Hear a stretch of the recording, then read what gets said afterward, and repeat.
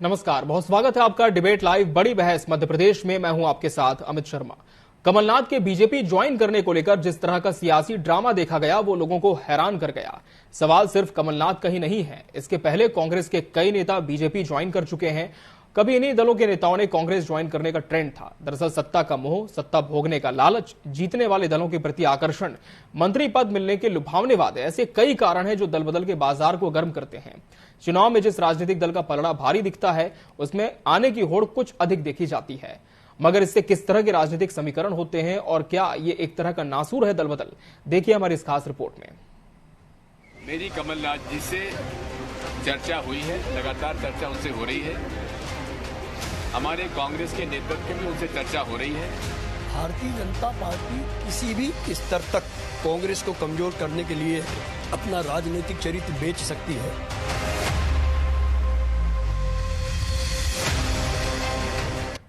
चुनावी मौसम का बुखार नेताओं को चढ़ता ही है।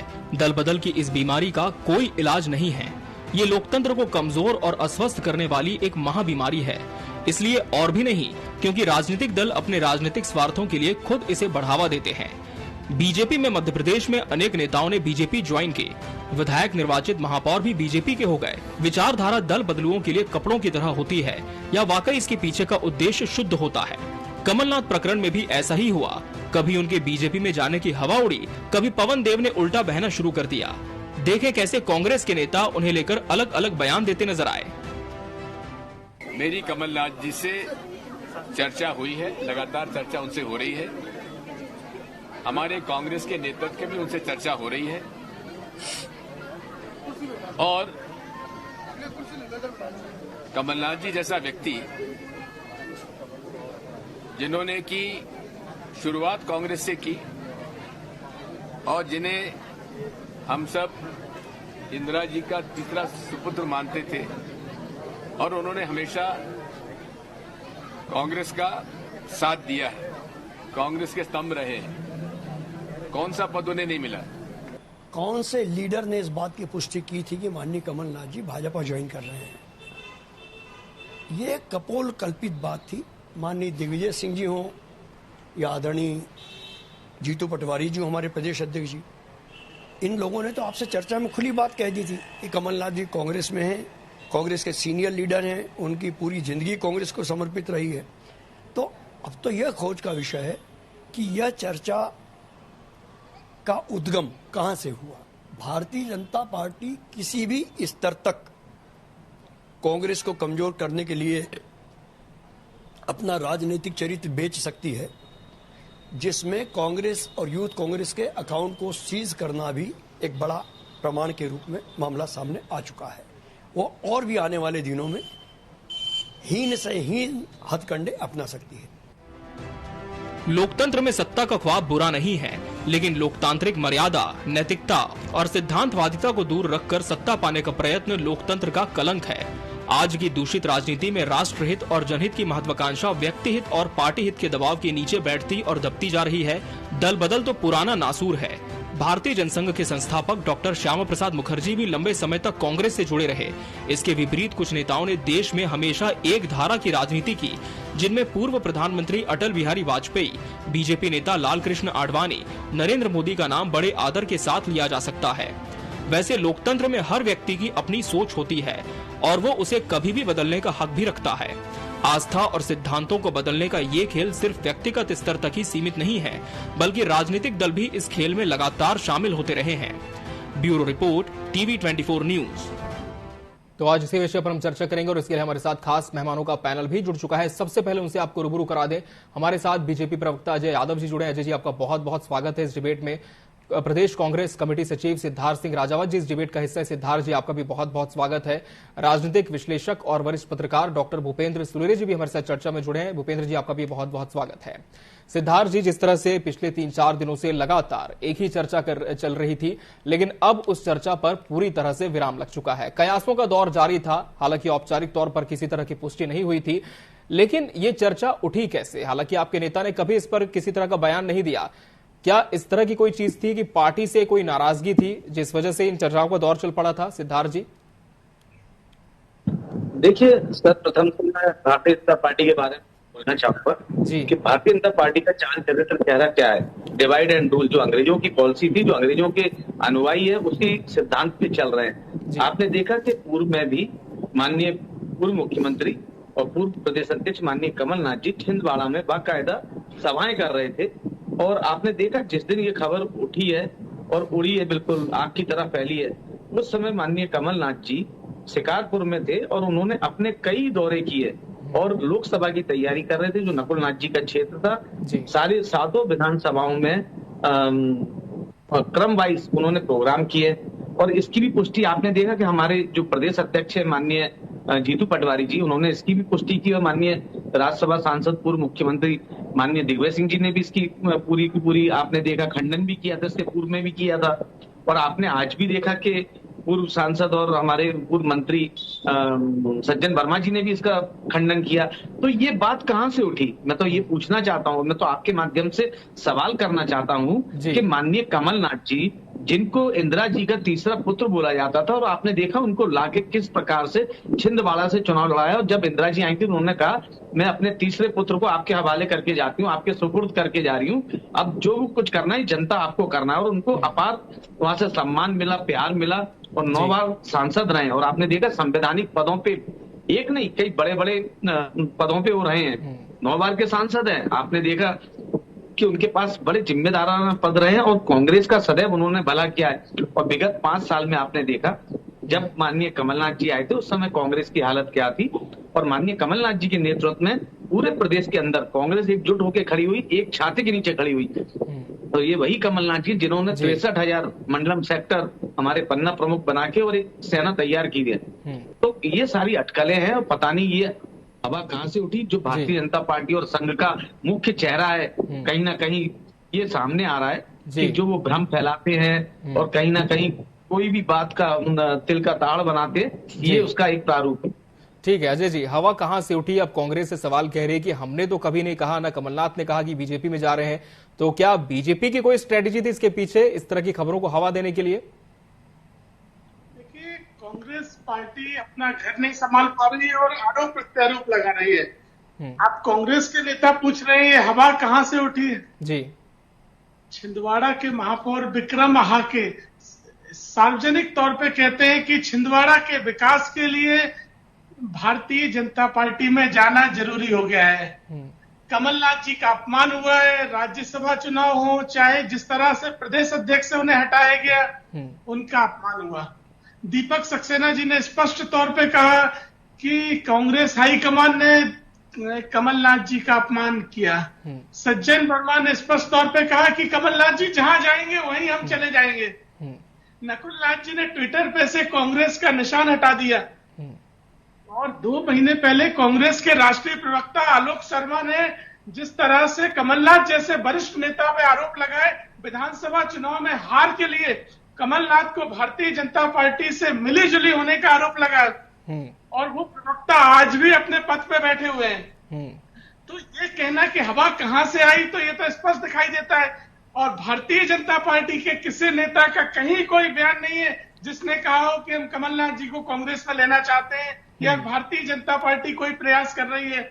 ये कांग्रेस पार्टी अपना घर नहीं संभाल पा रही है। जो कांग्रेस पार्टी बार बार कहती है कि इंदिरा गांधी के तीसरे बेटे हैं कमलनाथ, तो इंदिरा गांधी के तीसरे बेटे कमलनाथ राहुल गांधी और दिग्विजय सिंह से कब तक अपमानित होते रहेंगे। इसलिए कमलनाथ जी ने अपने विकल्प तलाशना चालू किए और उसी की ये परिणति है। ठीक है, लेकिन यदि बीजेपी में जाते तो क्या स्वागत होता पार्टी में? देखिए, भारतीय जनता पार्टी का स्पष्ट कहना है कि जो मोदी जी की विकास की नीति भारतीय जनता पार्टी के एजेंडे के साथ है, भारतीय जनता पार्टी में उन सभी का स्वागत है। हमारा किसी से कोई व्यक्तिगत विरोध नहीं है। अगर कांग्रेस पार्टी की रीति नीति के साथ है तो कांग्रेस पार्टी के नेताओं का स्वागत है। और आज मैं एक और बात कोट करना चाहता हूँ। जब संभल के नेता आचार्य प्रमोद कृष्णन जी ने मोदी जी से मुलाकात करी, उन्हें आमंत्रण दिया तो कांग्रेस ने उन्हें निष्कासित कर दिया। उसी संबल में, उसी कार्यक्रम में आज विवेक तनखा शामिल हुए, तो उन्हें कब निष्कासित कर रहे हैं और कब तक उन्हें गद्दार कहना चालू कर रहे हैं कांग्रेस के नेता, ये उन्हें बताना चाहिए। कांग्रेस पार्टी की रीति नीति में बिखराव है, जनता से कट चुकी है, जनता से जुड़े हुए मुद्दों से कांग्रेस का कोई लेना देना नहीं है। भगवान राम की प्राण प्रतिष्ठा का विरोध करने वाली पार्टी के साथ ना जनता रह सकती है और ना कोई ऐसा व्यक्ति जो जनता के हित में काम करना चाहता है वो कांग्रेस पार्टी के साथ रहेगा। ठीक है, डॉक्टर भूपेंद्र सुलेरिया जी का रुख कर लेते हैं। भूपेंद्र जी, अब तो तमाम अटकलों पर विराम लग चुका है, लेकिन बात वही है कि खबर कहां से उठी? क्या किसी तरह की नाराजगी थी जिसे इस तरह से पेश कर दिया गया? क्या पार्टी में किसी तरह का दबाव बनाने की कोशिश थी? हम आपसे समझना चाहेंगे कि जब भी इस तरह की बातें होती हैं तो इसके पीछे एक जो बेस होता है वो क्या होता है? क्या ये वाकई में होता है कि पार्टी में सब कुछ ठीक नहीं है, विचार नहीं मिल पा रहे हैं, इस वजह से विचार विमर्श चल रहा हो? लाइव में हूं, थोड़ी देर में कॉल लगाता हूं। जी भूपेंद्र जी, आप ही से सवाल है, आप सुन पा रहे हैं मुझे? जी, अटकलों का बाजार तो कम नहीं हुआ है जी। ये तत्कालिक राजनीति पे अभी थोड़ा सा ब्रेक लगा है क्योंकि वो पुराने नेता हैं और जी मर्मज्ञ नेता हैं और वो राजनीति के भाव को समझते हैं। कांग्रेस इस समय अपने परिवर्तन जो कर रही थी वो बहुत लेट कर रहा है उसका परिवर्तन, और जो अभी जो बीजेपी की जो रियार बह रही है जनता के बीच में, जो उनके कार्यकर्ताओं का जोश है, जो अभी राम मंदिर के प्रति उनकी प्राण प्रतिष्ठा है 22 जनवरी से, अभी उन्होंने 2 दिन का अधिवेशन किया और प्रधानमंत्री जो धारा प्रवाह अपने आंकड़े दे रहे हैं और आरोप लगा रहे हैं। और अभी उन्होंने कल ही समापन में कहा अपने 62 मिनट के व्यक्तित्व में अपने जो उनका पार्टी के कार्यकर्ताओं के लिए जो संबोधन था जी, उसमें उन्होंने कहा कि कांग्रेस को सत्ता के विपरीत रखना है, 100 दिन कार्यकर्ता दें। उनके साथ कार्यकर्ता बिल्कुल एकजुट रहे क्योंकि आज उनके में ऊर्जा और सत्ता का जो समीकरण है वो भी उनके साथ। तो निश्चित रूप से यहाँ पे देखिए आप, सरकार बहुत लंबे समय से है, 10 साल से वहां है, 24 का चुनाव क्लियर हो गया है कि बीजेपी जीत रही है, अब 29 की तैयारी कांग्रेस कर सकती है।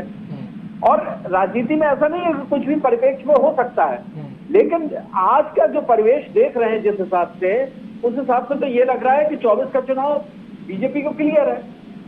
और उसके रूप में सत्ता से लंबे समय में जब कार्यकर्ता विलुप्त रहते हैं तो निश्चित रूप से अपनी सत्ता तलाशते हैं और अपने वर्चस्व को, अपनी प्राथमिकता को, अपने राजनीति समीकरण को, अपने मर्यादा और अपने व्यापारिक संबंधों को रखने के लिए और अपने को लगातार मुख्य धारा से जोड़े रखने के लिए इस तरह से कदम उठाए जाते हैं। लेकिन आज की राजनीति और पुरानी राजनीति में बड़ा अंतर आया है जी। पहले जो लोग होते थे वो विचारधारा से जुड़े होते थे और जीवन भर संघर्ष करते थे, लेकिन आज का समय जो भौतिकवादी युग का हो गया है, प्रभाववान हो गया है, समूह के समूह चले जाते हैं एक व्यक्ति के साथ और विचारधारा के साथ।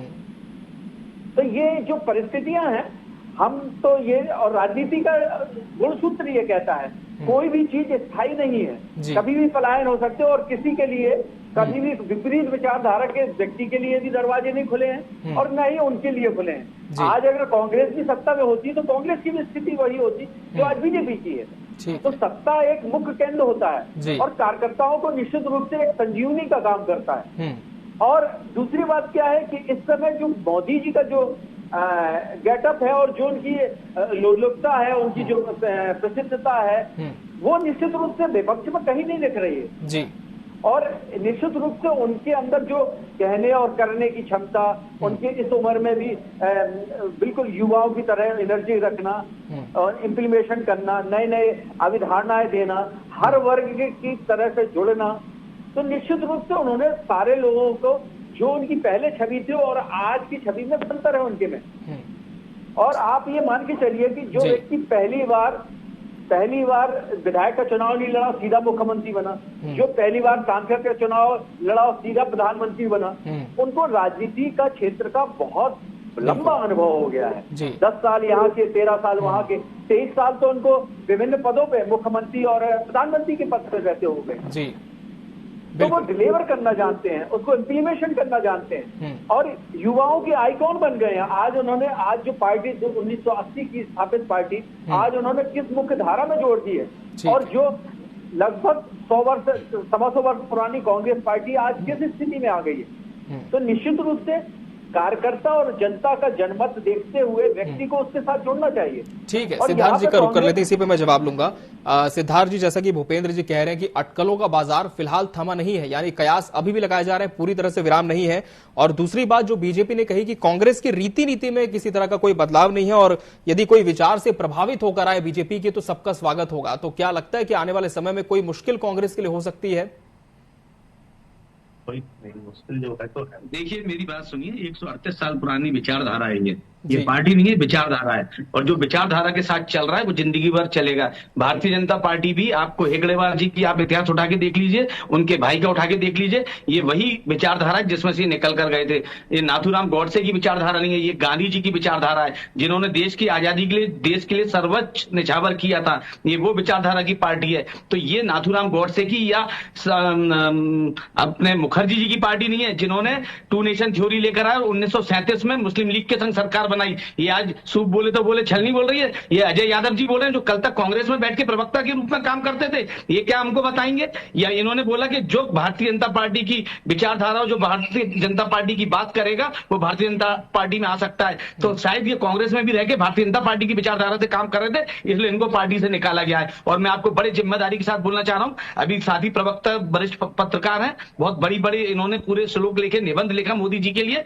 तो ये मोदी जी नहीं काम कर रहे हैं। मोदी जी के लिए जो IIT कंपनी और जो अडानी अंबानी 1000 करोड़ रुपया खर्च करके जो ब्रांडिंग कर रहे हैं, ये वो इवेंट कंपनी है, ये कोई भारतीय जनता पार्टी नहीं है। ये भारतीय जनता पार्टी, ये वो उनके आदर्श हमारे जो श्यामा प्रसाद मुखर्जी थे और जो इनके संस्थापक थे अटल बिहारी वाजपेयी जी, और जो लाल कृष्ण आडवाणी जी थे, उनको दूध में मक्खी की तरह निकाल के घर में फेंक दिया। ये वो नालायक बच्चे हैं जिन्होंने अपने बुजुर्ग के मकान में से उनको निकाल के बाहर फेंक के उस मकान पे कब्जा कर लिया।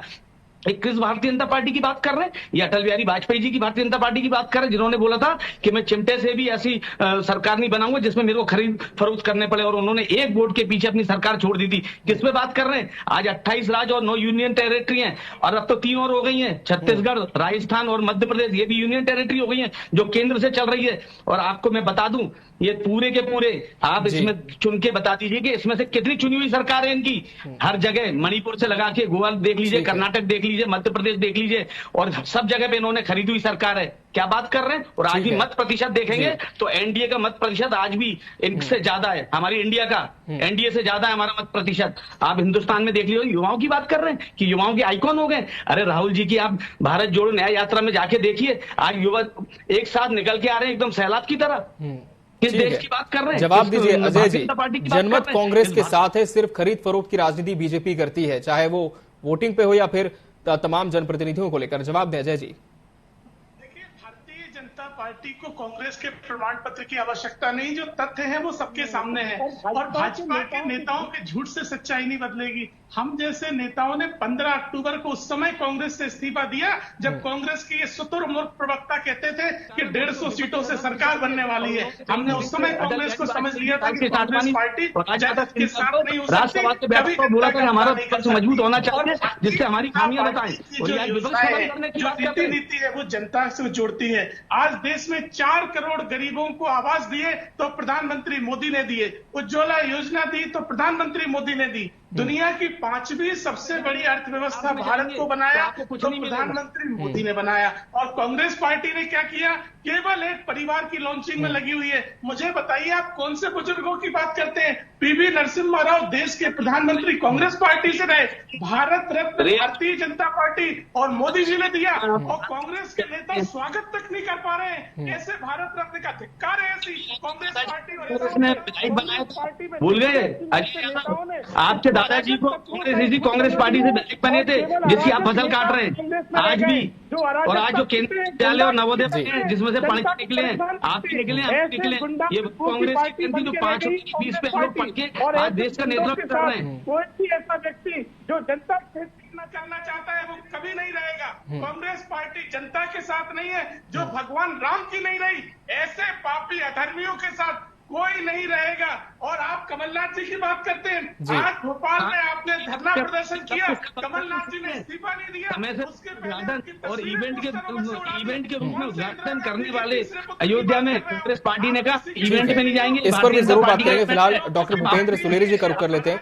जी भूपेंद्र जी, दल बदल की राजनीति को अक्सर ये माना जाता है कि किसी पार्टी में रहते हुए यदि किसी नेता को कोई खास तवज्जो नहीं दी जाती है, पार्टी से नाराजगी होती है, तब दूसरे दल में वो जाता है। तो क्या इसे सिर्फ हम स्वार्थ से जोड़ करके देखें, या फिर जैसा कि अजय जी ने कहा कि एक पार्टी की विचारधारा से भी कोई दूसरे दल का नेता प्रभावित होकर आ सकता है, उसका स्वागत भी होता है, तो क्या फिर विचारधारा से प्रभावित होकर इसे देखा जाए?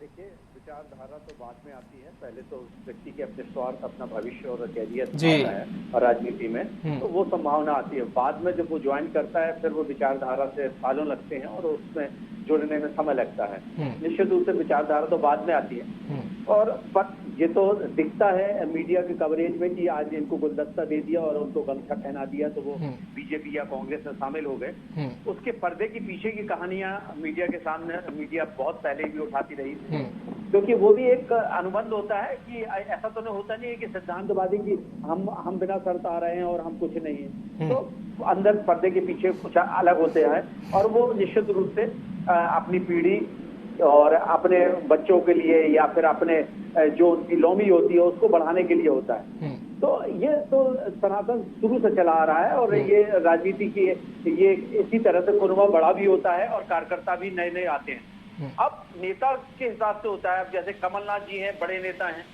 कांग्रेस के बड़े नेता हैं और वो साहिर्दा नेता रहे। उन्होंने एक व्यक्ति का छवि नहीं बनाई। जब वो कांग्रेस के बड़े मिनिस्टर थे, बड़े बड़े पदों में रहे हैं, कॉमर्शियल मिनिस्टर रहे, तो उन्होंने यहाँ पे बीजेपी की सरकार रही, उनसे उनके सौहार्दपूर्ण संबंध रहे। उन्होंने इस स्टेट को काफी हेल्प करी और निश्चित रूप से एक आदमी का एक मानवीय पक्ष भी होता है, पार्टी से हट के होता है। लेकिन आदमी व्यक्ति जब देखता है लंबे समय तक सत्ता से विहीन रहता है और अपनी नई पीढ़ी या अपने समर्थकों के बारे में, कैरियर के बारे में सोचता है तो निश्चित रूप से संबंध और उसके संबंध में निर्णय लेता है। तो ये तो अब देखिए लोकसभा चुनाव का बिगुल बजेगा, आचार संहिता अगले माह तक लग जाएगी और जिन लोगों के टिकट कटेंगे, जिन लोगों को संभावना लगेंगी तो आया राम गया राम की वाली तो कहानी होगी। उसमें कुछ महत्वपूर्ण स्तंभ भी गिर सकते हैं और ये कोई बड़ी बात नहीं है, क्योंकि इस समय की राजनीति बड़ी अप्रत्याशित राजनीति हो गई है और जो राजनीति है इनका इतना बड़ा परिवार हो गया है इस समय। जो कांग्रेस का एक समय जो एक तरफा परिवार हुआ करता था, जो छत्र राज होता था, आज वो बीजेपी का है।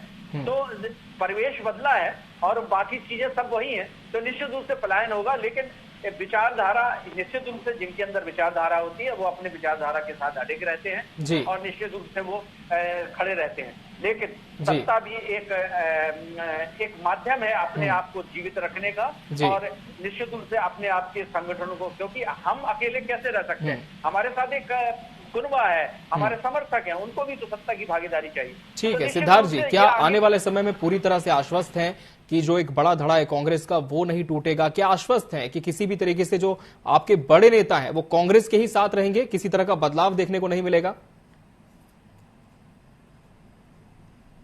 जी सिद्धार्थ जी, सिद्धार्थ जी क्या आप मुझे सुन पा रहे हैं? चलिए सिद्धार्थ जी को आवाज नहीं मिल पा रही है, अजय जी का रुख कर लेंगे। अजय जी, निश्चित तौर पर भूपेंद्र जी ने बहुत सही का बात कही कि यदि किसी नेता का स्वार्थ पूरा नहीं होता है या फिर विचारधारा तो फिर बात की बात आती है, तब वो दूसरे दल में चले जाता है। अब आने वाले समय में चुनाव है, बहुत सारे दावेदार होंगे प्रत्याशियों के तौर पर जो अपने आप को रिप्रेजेंट करेंगे, लेकिन यदि उम्मीदें पूरी नहीं हो पाती है तो क्या बीजेपी ऐसे लोगों को मौका दे सकती है, अपने साथ में शामिल कर सकती है? देखिए, सार्वजनिक क्षेत्र में जो भी नेता कार्य करता है उसको जन भावनाओं का ध्यान रखना पड़ता है और आज जिस तरह की जन भावनाएं हैं, कांग्रेस पार्टी की रीति नीति जन भावनाओं के खिलाफ चल रही है। इसलिए जनता के और समर्थकों के दबाव से बहुत सारे नेताओं को भारतीय जनता पार्टी में शामिल होने का निर्णय लेना पड़ा, क्योंकि आज जनता मानती है कि देश हित में केवल मोदी जी काम कर रहे हैं। 500 सालों का प्रत्येक देश के हिंदुओं का सपना अगर पूरा किया तो मोदी जी ने किया। तो ऐसी पार्टी के खिलाफ खड़े होकर जन भावों के खिलाफ रहना, काम करना कोई भी नहीं चाहेगा। और भारतीय जनता पार्टी में स्पष्ट नीति है कि जो भी व्यक्ति कार्य करेगा उसकी योग्यता होगी, उसको योग्यता के हिसाब से मौका मिलता है। कांग्रेस पार्टी में केवल एक परिवार को पालने पोसने का काम किया जा रहा है। सोनिया गांधी जी लोकसभा चुनाव क्यों नहीं लड़ रही है, राज्यसभा चुनाव चाहती हैं। कांग्रेस के कार्यकर्ताओं के लिए क्या रह गया है, केवल झंडे डंडे उठाना। राहुल गांधी जी वायनाड पहुंच गए सुरक्षित सीट लेके, अमेठी रायबरेली 5 पीढ़ियों का आपका संबंध था, वहां से क्यों छोड़ दिया? तो कार्यकर्ताओं को केवल ये शोषण कर रहे हैं। एक परिवार और परिवार की पीढ़ियां केवल और केवल उनकी पार्टी बनके कांग्रेस रह गई है। चलिए, तो कहीं ना कहीं देखना होगा कि आने वाले समय में क्या ये दल बदल की राजनीति जारी रहती है या फिर किसी भी तरह से जो पार्टियां हैं वो अपने खेमे को बचाने में कामयाब रहती हैं। बहरहाल समय हमारे पास इतना ही था इस चर्चा के लिए। आप तीनों मेहमानों का बहुत बहुत धन्यवाद हमसे इस डिबेट में जुड़ने के लिए, इसका हिस्सा बनने के लिए। इसी के साथ बड़ी बहस डिबेट लाइव मध्य प्रदेश में आज के लिए फिलहाल इतना ही। मुझे दीजिए इजाजत, नमस्कार।